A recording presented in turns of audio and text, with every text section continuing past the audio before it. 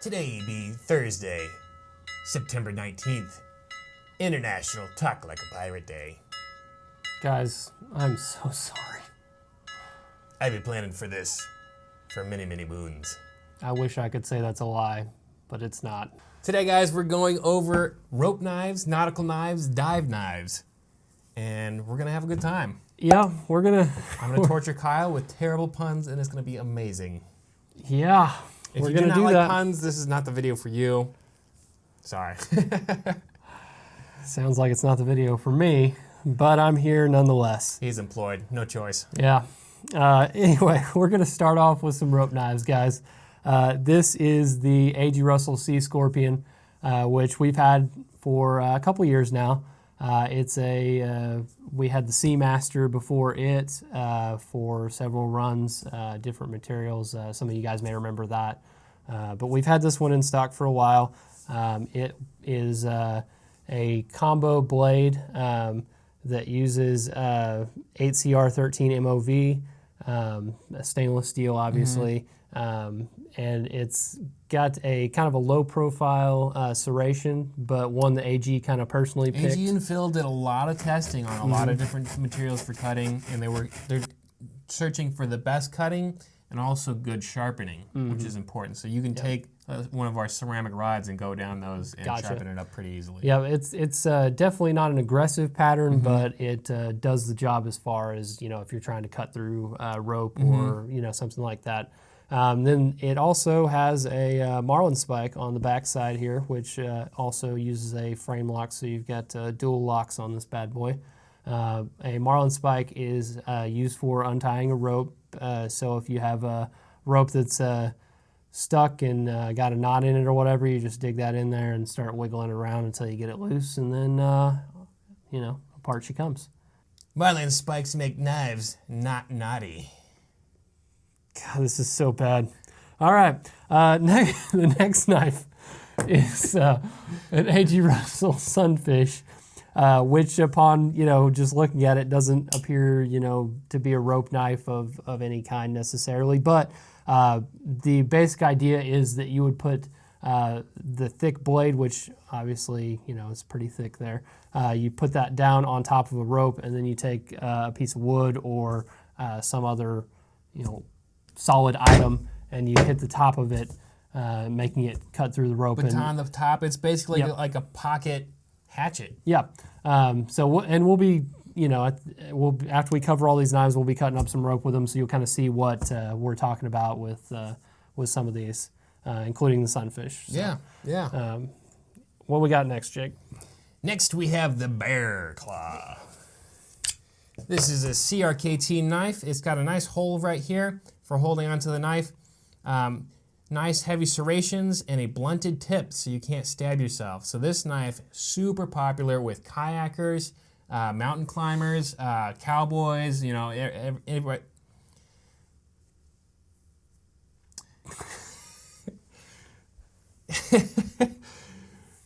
Yeah, it's just a great little rope cutting knife. Clicks into a nice hard sheath here. $30, can't go wrong. All right. Up next, we've got the Pacific and Atlantic salts. We'll let Jake take one of them, and then I'll take. So I'm going to take the Pacific, and Jake's got the Atlantic. These are both very similar. One of them has a black blade, obviously. The other one has just a satin, but they are both fully serrated. A little bit different blade shapes. And they both use the H1, which Jake knows a little bit more about than I do. Yeah, so H1, it's not actually steel. It looks like steel, but it is a metal alloy, and they're using nitrogen instead of carbon. So carbon is typically what you use to harden your iron into steel, and that's what's reacting with the oxygen in the air, which causes the corrosion.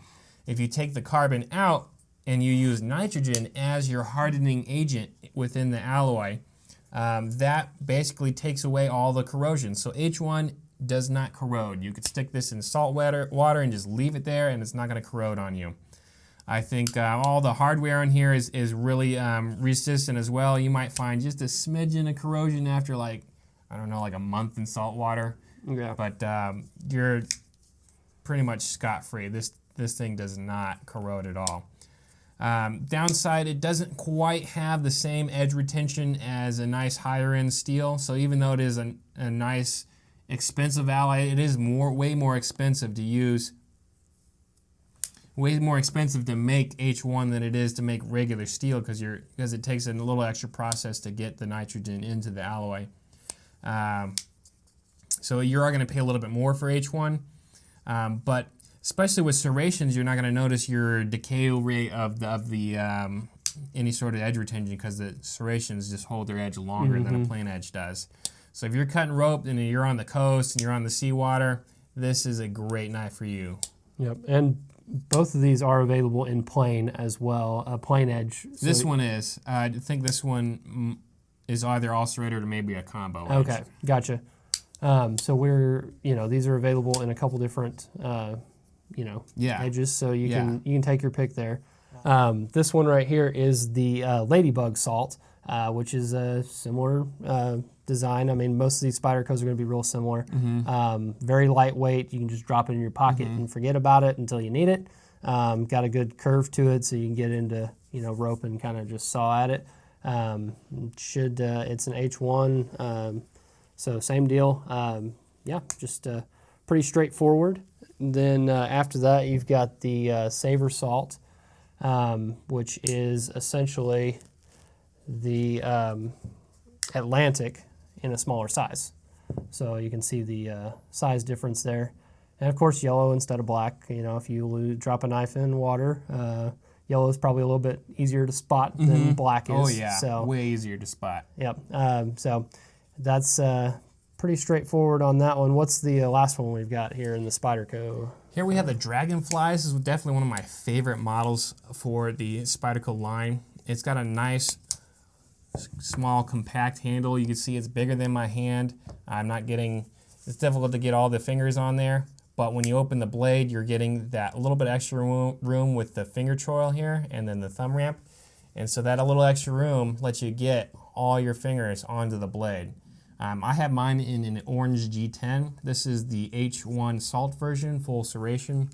So again, you're getting that alloy with it doesn't rust. I know a lot of guys who just keep this in their tackle box. Yep. Great lake knife, etc. Yep. Up next, we've got the two Caribbean or Caribbean. Yeah. I know I say it both ways depending on what I'm talking about, but anyway, so these are, one is the SHEEPSFOOT, and then the other is just a regular leaf blade. Yeah, leaf blade.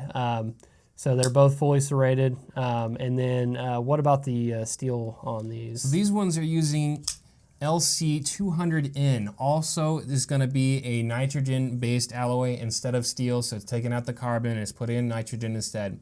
This is a nice premium steel. It's going to work similar to the H1, but it's going to have much better edge retention.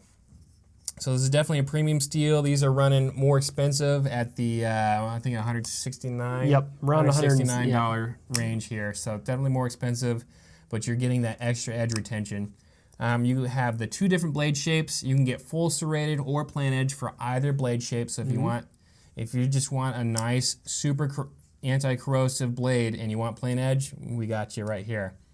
Really, really grippy handles here. It's got like a lime green, so you could find it in the water if you drop it. It's a nice clip on here. Yep.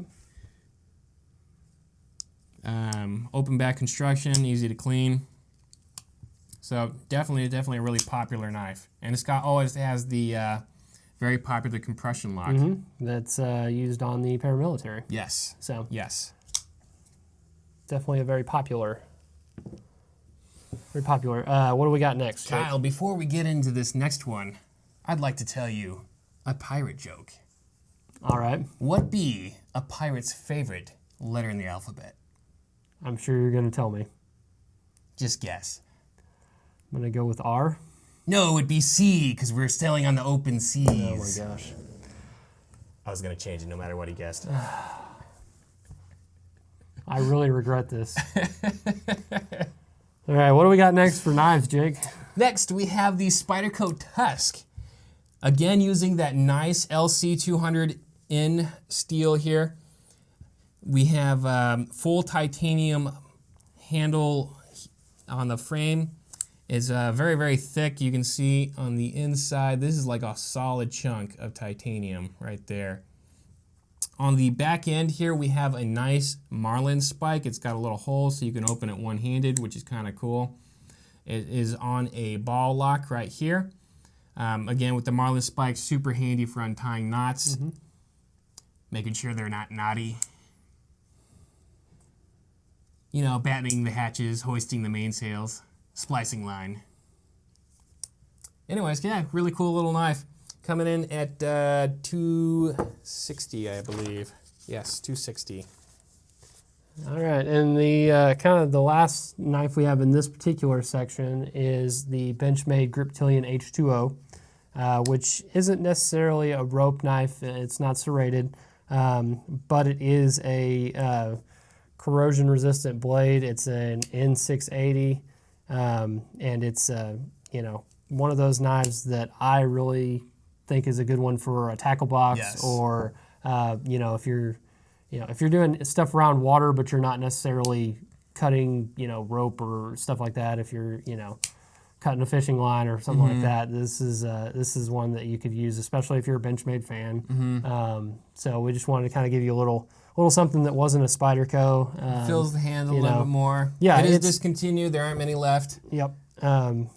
But at least with this steel, the corrosion resistant stainless steel here. Yep. So just a little bit different. And then before we get into the next section, Kyle, how do pirates know that they are pirates? They think, therefore they are.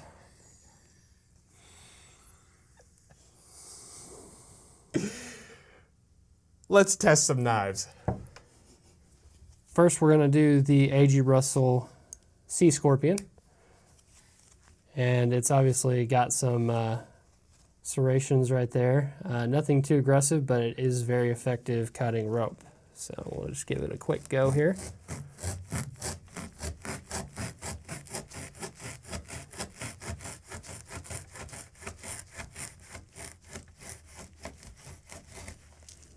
Come right apart. So there you have that. And then up next, we will do a Columbia River windage, which features the VEFF serrations, some of the best serrations you can find for cutting rope, or well, cutting through anything really, but rope especially. So if you kind of dig it in and just pull it back, you can feel it really cut through there pretty quickly.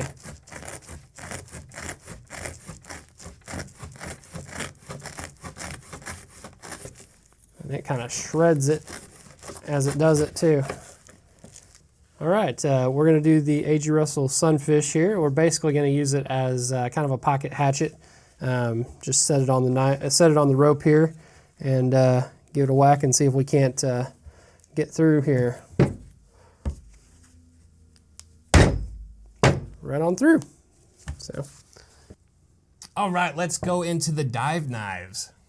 Let's start with the Boker. This is a classic dive knife here. It comes with a very adjustable belt thing here, and you can turn that every which way you would like to do. Boker usually does pretty well with the changing on the sheaths here. So this one is a classic. We have a spear point blade here, fixed point, or fixed blade. Nice aggressive serrations on one end for any sort of rope cutting, so you can get out nice and quick. It's a great dive knife. It's got that plain edge for this side for general use, and it is a spear point. You can see there's a lot of holes in the handle here, so if you needed to fix it to a branch or something else to make it into a spear so you can get those fish if you are marooned, hopefully without rum or with rum. I was expecting a Castaway joke, to be honest with you, so I'm just happy that that didn't happen. Well, you never know. Yeah, so classic, coming in at, let's see here, $54.75, and price is always subject to change. Check the website for current pricing, but right now $54. Yep. Let's see. Up next, we've got a couple Spydercos. Anyway, this one right here is the Aqua Salt. No. Yeah. Yeah. This is the Aqua Salt. Lightweight. You know, not very heavy at all. Kind of a just kind of a everything kind of knife. Yeah. It's got the H1 steel on it, and it does come in serrated too. It does come in full serrations as well. It does come in fully serrated, so you've got that you can go for. It has a pretty nice little sheath that comes with a, you can reverse it vertically or horizontally, and Over 4.5 inches of blade, Yeah. nice big meaty handle, so you're getting, even if you got big paws, you're going to get your hand on there. It's a solid little knife. And then we also have the Spyderco Enuff SHEEPSFOOT, and this one is fully serrated. Got that bright yellow color, full tang on this, so pretty thick too. Yeah, it's a chunky sucker. Yeah, and it's heavier than you'd think for Spyderco especially. You know, Spydercos are usually pretty lightweight, but this one's got some heft to it. Again, nice high quality sheath. Yeah, and I'm sure it's designed to go in one way, but it looks like It feels like you go in any direction you could probably put it in either way. I'm not having issues getting it in or out as far as putting it in whatever way. It does come in a couple different blade shapes. For the salt version, this is the only blade shape with the H1 steel, but you can get I think it's a VG10 with a couple leaf shapes, a drop point and a leaf point blade. Yeah, Spyderco does tend to have a bunch of different options whenever you're talking about a particular knife. They'll have it with different steels, different. They're good at giving you options. Yeah. So if you like one of these, but you're like, man, I think I might like that as an everyday carry or something like that, check it out. They probably have one that's, a different steel or, a different blade style, not a combo or a plain or whatever you're looking for. You might give it a look. What we got? One thing that I like about it is it's got that full size handle, so you're getting your full hand on there. It's got a little bit shorter blade, which some people don't like. They prefer a certain ratio on the blade here. I personally don't mind it. It just gives it's more maneuverable. So if you're doing like a scout carry with the horizontal, it's just a little bit shorter. Yeah. Yeah. So nice knife here. Next, we got to talk about the Seal Pup. The SOG Seal Pup, great little knife. This one has been super popular for many years now. Yep. It's got a coating on it to keep it from corrosion. It's got a whole lot of texturing on the handle, so you're not slipping off of it. Full non-reflective surfaces, so it's going to be more of a tactical type of knife here, but useful for anything you need it for. It's got the serrations for the rope. It's coming in at $60, AUS 6 steel. For $60, I got to say the sheath is solid. You usually don't see. Usually you're getting junkier sheaths at that price range, but this one is nice. It clicks in nice. It's full, hard plastic. Nothing about it feels cheap. It's pretty thick nylon here. I don't think it's adjustable to horizontal carry. It's going to be a vertical carry or like maybe a vest carry. But it's got the finger grooves in the handle, so again, especially with the extra texturing, you're just not slipping out of your hand. It's a very secure knife here. So designed to be wet, it's going to hold out well. Hey. So that's the probably the newer version. It's a smaller version of the original. Yep, which is the SEAL team with a tinny coating. And this is an AUS 8, right? So a little bit nicer steel. Got the coating on there. Pretty thick spine there. Very thick. I mean, you're talking about some heft. I mean, it's not to be trifled with. And like you said, it's basically a big version of the Seal Pup, which makes sense, pup versus the big dog here. The seal, yeah. So anyway, it's just, like you said, the texturing on here makes it pretty slip resistant. You pretty much use it for whatever you need to. I mean, we're being honest, it's yeah, we've got it under dive knives and everything, but this bad boy is pretty versatile, I had to say. They've put it through every test you can think of. Cut through 6 different types of rope. They tested the tip strength, the edge retention, the pry strength, what kind of force it takes to separate the handle from the blade. Yep. They did full ringer. They did an underwater test too, right? Underwater test. They did a lot of different stuff. It's been around since the first version has been around since the early 1990s, and when a knife design lasts that long, it's because it's a good knife and people keep buying it. Usually for a reason. And the sheath, again, is solid sheath. Is very nice. Got Currently running 115, I think. Somewhere in that ballpark. Yeah, I think it's 115 or right around 115. Yeah, something around there. But check the website for current pricing. Yep.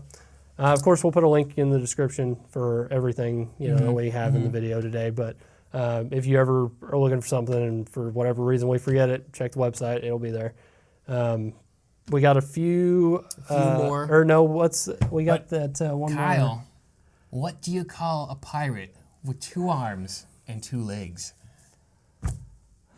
I don't know. A rookie. Hand me that knife, please. Oh, good Lord. I don't know if you guys are as tired of the puns as I am, but it's getting rough. This is the last the rough little seas. dive The knife. deep briny. Oh my gosh.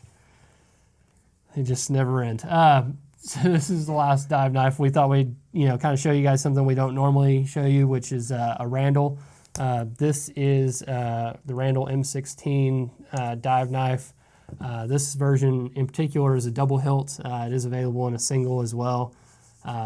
Just something a little bit different. It's got a stainless blade. Of course, Randall is known for the 01 carbon blade, but this one is stainless, so it is resistant to moisture to an extent. The Model 16 dive is classic. Yeah. It does come with a very premium wax impregnated leather sheath. Obviously leather and water aren't the best mix, but as long as you're not dipping, you can splash water on it. As long as you're not dipping it in the water. Don't soak it in water and leave it there. But yeah, we just wanted to show you guys something on the high end, that we don't normally get to include in a video like this. Of course, Randalls hold their value really well. Oh yeah, easily the most collectible knife in the world. If you have any vintage Randalls, then you absolutely know that that's true. They're. I personally, I think it's better than if you wanted to just safeguard your money. It's better than buying gold because the value always goes up. Yep, it's very rare that you see one that doesn't sell for more than its original Usually, price. if the value went down, it's because you heard it. yeah, you've done something. What did you do to the blade? Yeah, just something we wanted to show you guys that we don't normally get a chance to. We've got a couple more to go over that are Jake's pirate knives, and then we'll call it a day. What do you got, Jake? I got myself a cutlass right here. It's a Combat Kukri by K-Bar. This one is. Yeah, it's just got that nice heavy belly on there. Caught me on the way out of the sheath. I wasn't paying attention. Pay attention, boys and girls, while handling knives. Indeed. Don't be like Jake. Good thing I was wearing a red shirt, There wasn't that much blood. Rubberized handle, nice grip, and just makes you feel real piratey. I'll take your word for it. Indeed. And of course, you gotta have a nice dagger. We have the POWERBALL folding dagger in sandalwood, Damascus blade. It's got the core. Let's see if I can get it on camera here. It's got that core steel here, so you see how it changes in the middle. That middle steel is hardened to a higher hardness, giving it a nice edge retention. Really, really fast on the deploy. Again, makes you feel real piratey. Yep. We're going to be doing some stuff with that, with some more dagger stuff coming up here soon. So we'll pay attention on that one.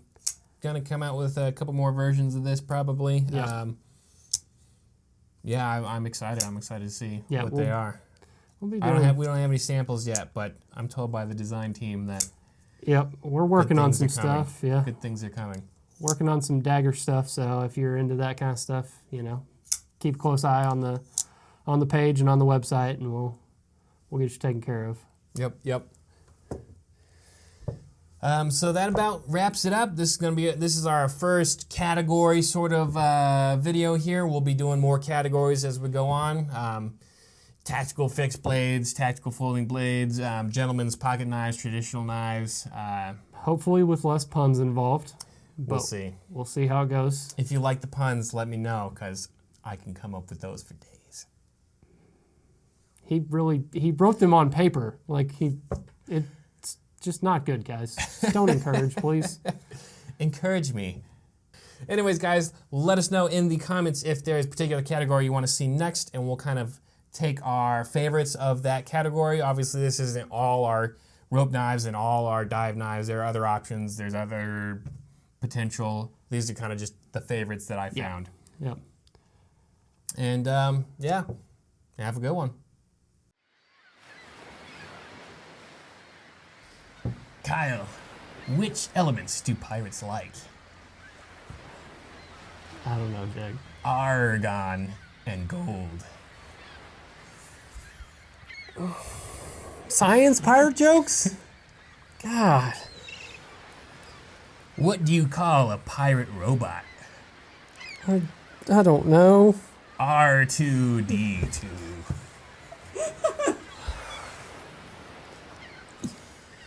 You had to run Star Wars? Like, really? Oh my gosh. Why are pirates called pirates? I don't know. Because they are. This is the worst experience of my life.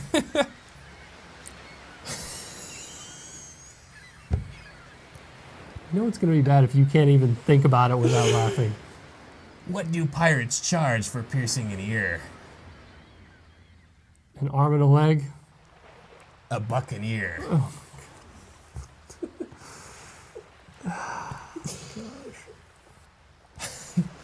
What did the pirate say when on his 80th birthday? Aye, matey. Why are pirates great singers? Because like an acapella? I don't know. They hit the high seas.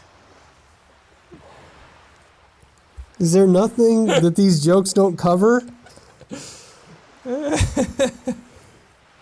Kyle, why don't pirates shower before they walk the plank? I don't know. Because they'll just wash up on shore later. Oh my gosh. Why is pirating so addictive? I don't know. They say once you lose your first hand, you get hooked.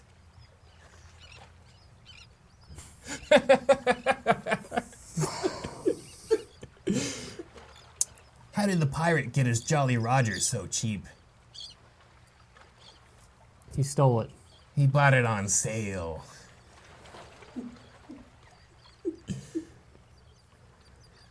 What has 8 legs, 8 arms, and 8 eyes?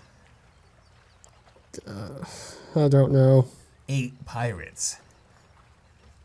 That is the dumbest thing I've ever heard. That is the dumbest thing I've ever heard. What did the ocean say to the pirate? See you later? I don't know. Nothing, it just waved. Oh my god. What does the dyslexic pirate say? Raw? Yeah.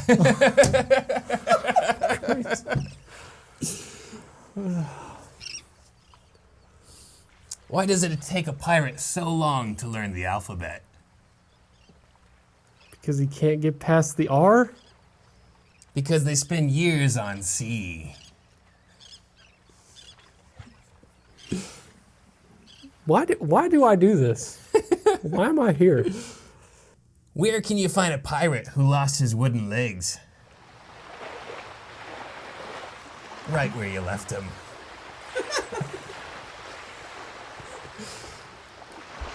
How do you turn a pirate furious? Steal a ship. You lose the P in pirate. Oh my god.